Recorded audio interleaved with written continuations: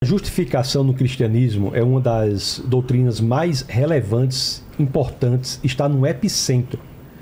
Porque se a salvação é pelo cumprimento das leis, nenhum judeu é salvo.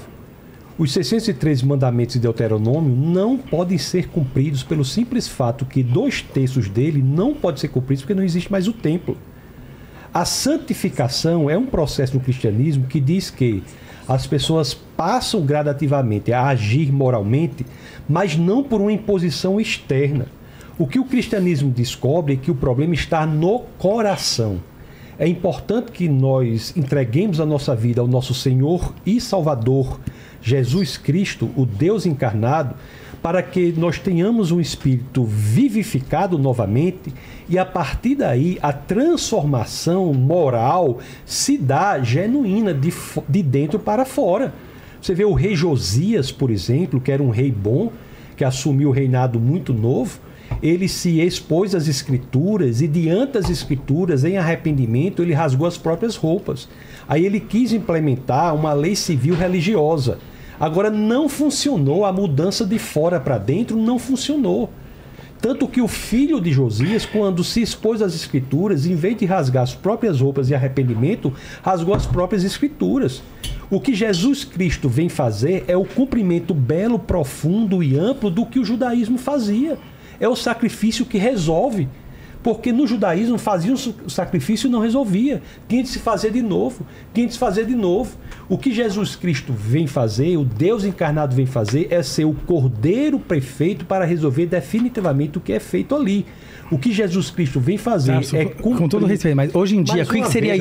Eu estou te ajudando, eu quero saber hoje em dia. Me ajudando, deixa que se estiver me ajudando. Ele tem 5 minutos, você vai ter 5 minutos. Mas você fica igual papagaio falando a mesma coisa que todos os pastores falando lá no YouTube. Eu quero saber hoje em dia...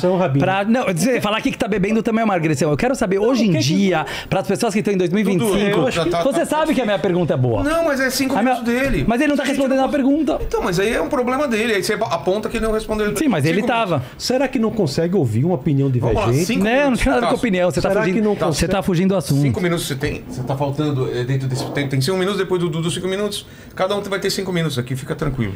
Eu só queria, assim, respeitosamente pedir que, grande rabino, né?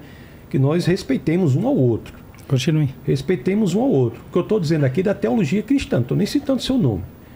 A beleza do cristianismo é isso, que Jesus veio sim para morrer em nosso lugar. E isso está previsto desde o proto-evangelium, já ali no dia da queda, quando diz que a cabeça da serpente será esmagada e ela ferirá o calcanhar. Já está ali. E em todo o Antigo Testamento aponta para o que Jesus Cristo vem fazer na cruz. É na cruz que a linha da justiça encontra a linha do amor. É na cruz, na história da humanidade, que a linha da justiça cruza a linha do amor. Quando o próprio Deus se faz homem para se oferecer como sacrifício em nosso lugar. É interessante que a Arca da Aliança, professor Vilela, não sei se o senhor sabe disso, tinha o assento do propiciatório da misericórdia e o lado tem 2 querubins. Os querubins representam a necessidade do julgamento de Deus para alcançar o propiciatório. Quando Jesus de Nazaré entrega-se em nosso lugar, o véu no qual estavam estampados 2 querubins é rasgado, e é rasgado de cima a baixo para deixar claro que foi Deus e não o homem. Quando ele faz isso, o acesso a Deus se estabelece. Não é pelo cumprimento, porque nós não temos como cumprir, mas não é que o cumprimento das leis não sejam necessários, mas não é a causa, é a consequência. As leis nunca foram dadas para o povo se tornar o povo de Deus. As leis foram dadas para um povo porque o povo já era o povo de Deus. É um padrão de moralidade para se buscar, mas é inservível para a salvação. A lei aponta para a necessidade de Cristo para morrer em nosso lugar.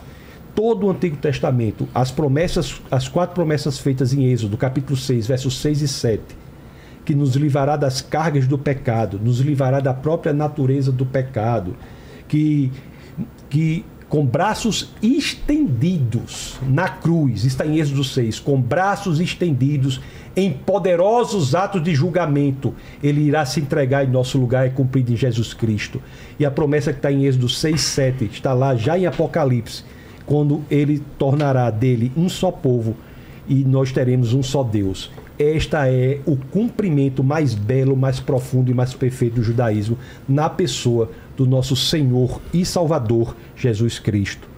Amém. 5 minutos agora. Quem de vocês quer falar, Dudu? Pode falar. Quando eu tiver 5 minutos para falar, eu falo. Esquece de curtir para nos ajudar. Obrigado, lindão ou lindona. Não, Você quer falar? Tem. Cada um tem 5 minutos. Pode. Bom, eu queria falar por mim que eu vim debater teologia, eu estou me atentando aos versículos e é isso que eu vou continuar fazendo aqui com vocês. Por favor. Quando o pastor César diz que o centro do judaísmo é o sangue, improcede. É o sacrifício. É o sacrifício, que é o derramamento de sangue, isso improcede. O sacrifício é uma representatividade que o povo tinha que fazer para o Senhor. Óbvio. No momento que o seu coração volta para Ele. São inúmeros os versículos em que os nossos profetas falam para do que valem os sacrifícios. Voltem-se para Deus, abandonem a idolatria, saiam do pecado. Assim que a pessoa sai do pecado, ela tem que trazer um cordeiro, que isso representava o seu sustento. Era um complemento. Era uma forma de viver, as pessoas viviam daquela forma através do cordeiro. Então ela tinha que tirar esse dinheiro do bolso, alguma coisa está se diminuindo dentro de você, e por intermédio disso, depois que Deus vê que você se arrependeu, aí Deus perdoa o pecado. Vir disso e dizer que um homem se torna cordeiro, isso é uma distância que nem distância de planetas. O cordeiro não é a centralidade do judaísmo. O cordeiro é uma representatividade que você tem que tirar parte de você para servir a Deus e voltar para Deus. E era uma complementação depois que a pessoa fez Jeová, porque a lei judaica fala que se uma pessoa trazia um cordeiro sem se arrepender e melhorar todo o seu comportamento para Deus, o cordeiro final não valia nada. Então, ao contrário do que foi falado aqui. Então vamos lá, quando vocês falam é impossível cumprir a lei, é verdade, temos 613 leis, tem muitas leis que hoje não dá para ser cumpridas, porque não temos mais o templo, não tem mais o sacerdócio, tem leis que são só para o sacerdote, não eram para todo o resto do povo, mas a gente tem que cumprir o que dá, porque por intermédio da lei a gente se aproxima a Deus. Agora, o que os pastores costumam fazer com o nosso testamento é uma interpretação totalmente errada aos textos originais. Eu numa outra oportunidade, vou mostrar para vocês um muçulmano trazendo versículos do Novo Testamento. Eu queria saber o que vocês pensam disso. Depois eu tenho. Eu queria saber o que vocês pensam disso, porque eu já vi no YouTube um muçulmano trazendo textos do Novo Testamento e ele coloca dentro dos textos do Novo Testamento Maomé. O que vocês diriam sobre isso? Aliás, tem até um texto, eu não lembro se é Lucas, tudo tal, e virá um outro redentor. O próprio Jesus falando assim, eu vou embora e virá um outro redentor, que eu nunca descobri o que é esse outro redentor. Tem muçulmano falando que é o Maomé. Como vocês se sentiriam? Você falando, pelo amor de Deus, vocês muçulmanos colocando Maomé na nossa Bíblia? Mesma mas palhaçada. O que vocês estão fazendo? Colocar Jesus em toda a nossa Bíblia. Gênesis 3, Jesus. Tabernáculo, Jesus. Roupa do sacerdócio, Jesus. Malquitzedek, Jesus. Daniel 9, Jesus. Então, a sensação que nós judeus temos... É quase que uma piada, vamos falar a verdade. É uma sensação que vocês vão ter com muçulmanos colocando nos versículos do Novo Testamento Maomé. Você fala, não entra Maomé aqui, pelo amor de Deus. Eu vim antes que você, eu tô muito tempo antes que vocês nasceram 400, sei lá, antes ou depois. Você tem a Bíblia de vocês. O que eu sempre falo para cristãos é o seguinte, nós não somos contra o Novo Testamento. Só que a gente não concorda que vocês colocam Jesus nos nossos textos. Como lente para entender o Velho Testamento. E agora, no próprio Novo Testamento, eu separei aqui algumas partes que o próprio Novo Testamento ele é inconsistente com relação à prática da obra, de fazer os feitos de Deus. Veja, Mateus 5,17. Jesus diz que ele não vem abolir a lei, nada, nenhum Yud, nenhum J, nem nada. Em Efésios 2,15, Colossenses 2,14, Paulo escreve que a lei foi abolida na cruz. Para mim isso é uma contradição. Depois, em Romanos 3,28, Paulo diz o seguinte: o homem é justificado pela fé, independente das obras da lei, só pela fé. Depois Tiago 2,24 diz: o homem é justificado pelas obras e não somente pela fé. Ou seja, no próprio Novo Testamento tem Tiago 2,24. O homem é justificado pelas obras, não somente pela fé. Isso é uma inconsistência, para não dizer uma contradição. no próprio Novo Testamento. Para nós, judeus, sim, o cumprimento da lei te leva à aproximação. Ah, não dá para fazer o 613? Vou fazer o máximo que dá. Essa é a nossa visão. Quem quer os segundos minutos? Você falou para mim que eu tenho. Hã? Você falou que eu tenho mais 5. Sim, os dois têm. Eu só quero saber a ordem. Quem pode, quer ir primeiro? Pode ir. Eu só vou complementar. Vamos lá, Dudu, 5 minutos. Eu falo assim, eu agradeço que o Micha está aqui e que ele entrou nos textos. E o meu objetivo de não entrar, eu repito mais uma vez, e eu tenho certeza que das milhares ou milhões de pessoas que assistem o teu podcast, e principalmente as pessoas mais céticas, no sentido que se questionam, porque eu acho que um religioso, acima de tudo, deve ser um cético e não um papagaio no sentido de apenas repetir. Ele é uma pessoa que ele tenta realmente se exigir, ele sabe que a verdadeira guerra, o verdadeiro debate está dentro de si, entre o seu bem e o seu mal. Peço desculpa pelos pecados aqui hoje na mesa, por exemplo, ter falado palavrão, mas como um bom cristão falou, certo? Somos pecadores.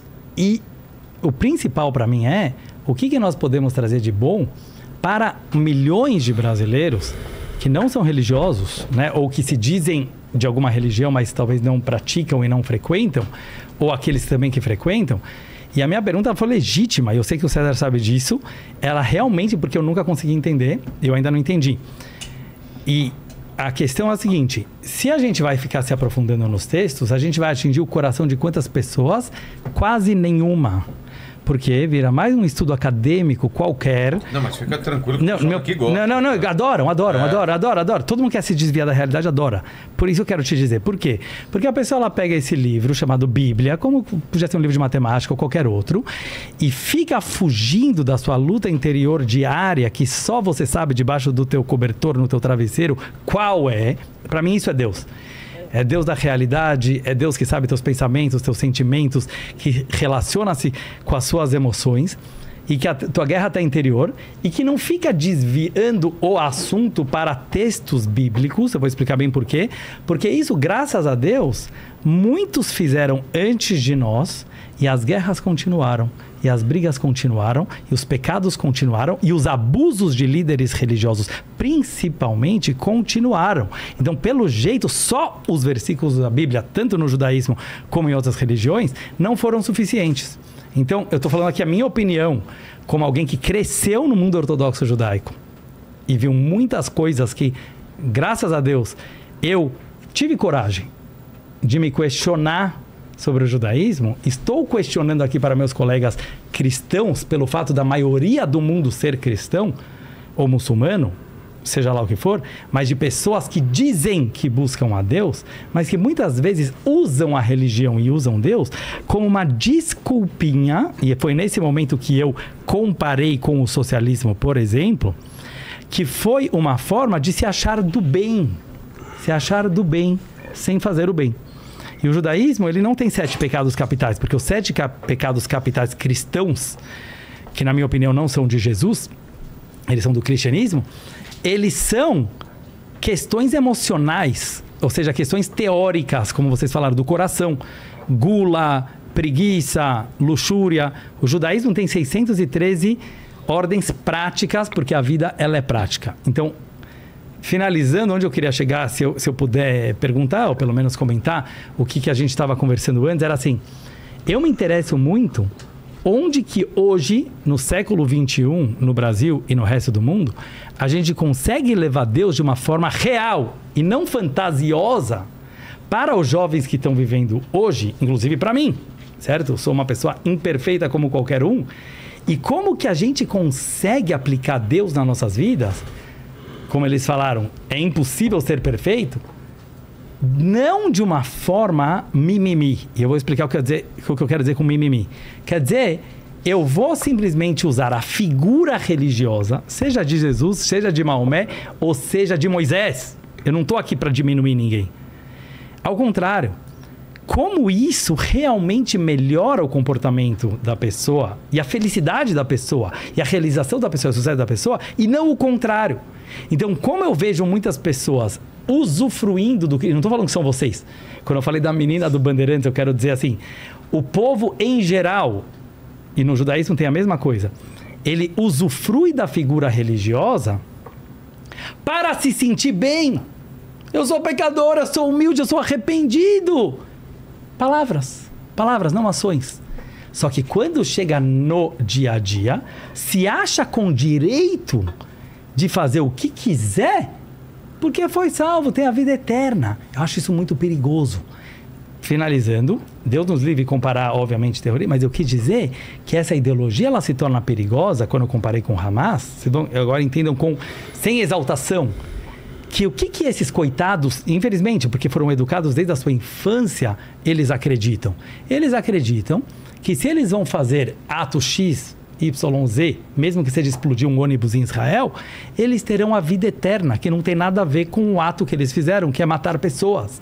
Então, aqui que eu chego na minha preocupação como judeu, que é a função de ser uma luz para as nações, se eu finalizo, já passou meu tempo, como que a gente pode trazer Deus no judaísmo e no cristianismo, em todas as religiões, de uma forma real, de uma forma prática, que não esconda as falhas e justo o contrário, ou seja, uma pessoa que assume suas falhas e haja de uma forma positiva. Bom, vamos lá. Eu deixei uma pergunta sobre Daniel 9 e o Mirra falou que o Messias ali é Ciro. É só você dar um Google aí de que ano é o Ciro, você vai ver que a conta não fecha, porque ele está dizendo o seguinte: daqui 490 anos, ou pouco, 483 anos, vai chegar o Messias. E o Ciro não está dentro dessa conta, obviamente. Estaria depois? Estaria antes. O Ciro estaria antes. E o Mirra sabe que essa conta não bate com o Ciro. Talvez seja o Ciro Gomes. Só se for o Ciro Gomes.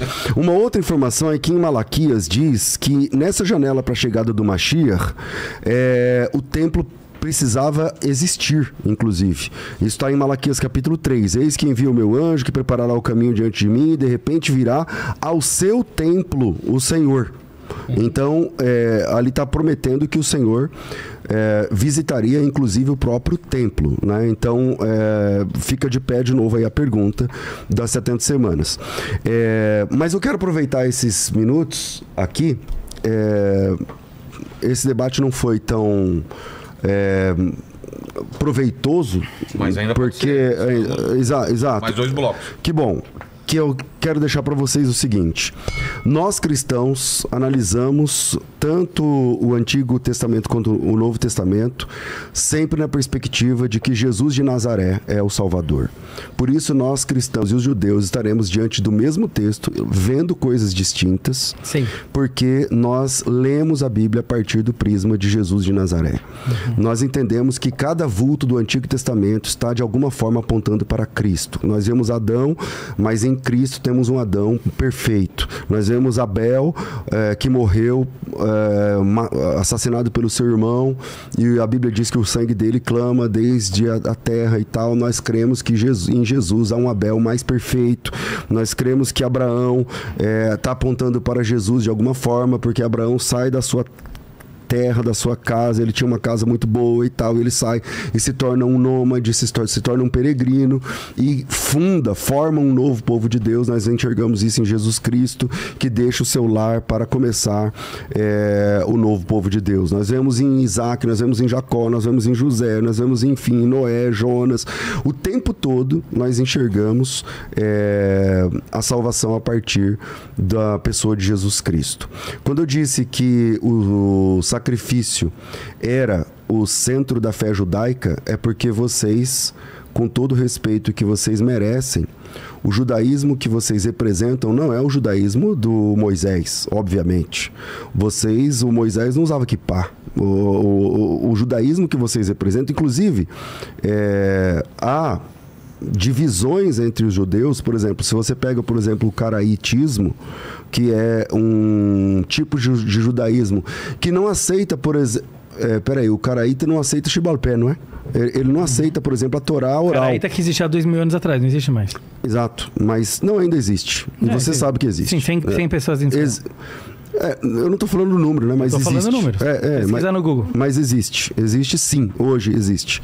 Entende? Então, para eles, por exemplo, o judaísmo que vocês representam não é o judaísmo mais próximo da lei de Moisés e tal. Existem outras formas de judaísmo também. Judaísmo é Torá oral.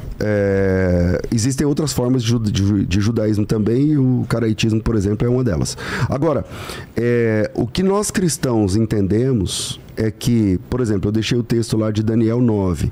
É uma pergunta complexa, porque lá está profetizada a chegada do Messias. Quanto tempo eu tenho?